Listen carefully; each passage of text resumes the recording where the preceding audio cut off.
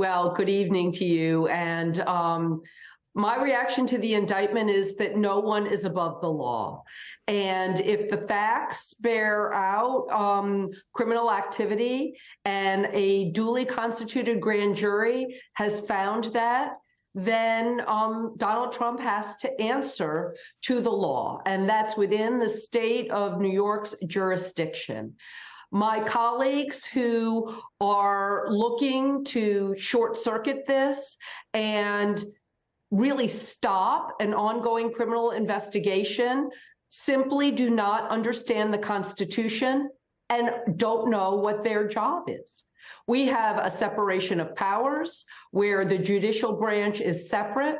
We also recognize the sovereignty of states, and they don't want to do that because they don't agree with what's going on.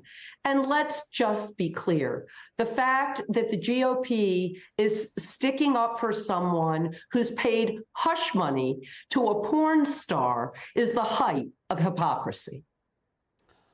Are you concerned, Congresswoman, about some of this rhetoric that we're hearing and that it could cause violence? I mean, the death and destruction that the former president posted about on social media weeks ago, the incessant attacks on DA Alvin Bragg. These are all serious. They're extremely serious, but we've seen it before with January 6th, where he had no respect for the Constitution and was goading people to attack his own vice president. This is someone who has no respect for the law, for the Constitution, and for the people of this country. Mm-hmm. However, that goes beyond this particular criminal indictment, and he is going to have to answer to it. No one, even a former president, is above the law. Before you go, I do want to talk to you about gun safety. In Nashville, funerals for the victims of the shooting at Covenant School have begun. Your district also had mass shootings. What can you hope to achieve on gun safety legislation in this Congress, given the political reality?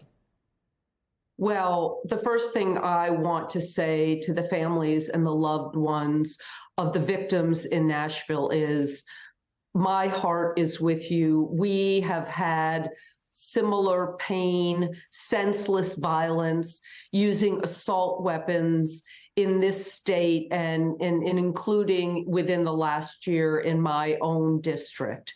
And this simply has got to stop. There is no question that the Republicans in the U.S. House will do nothing, zero.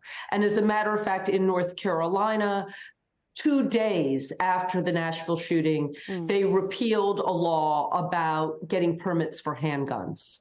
We were supposed to have a judiciary hearing to disapprove the ATF doing its job on gun safety issues.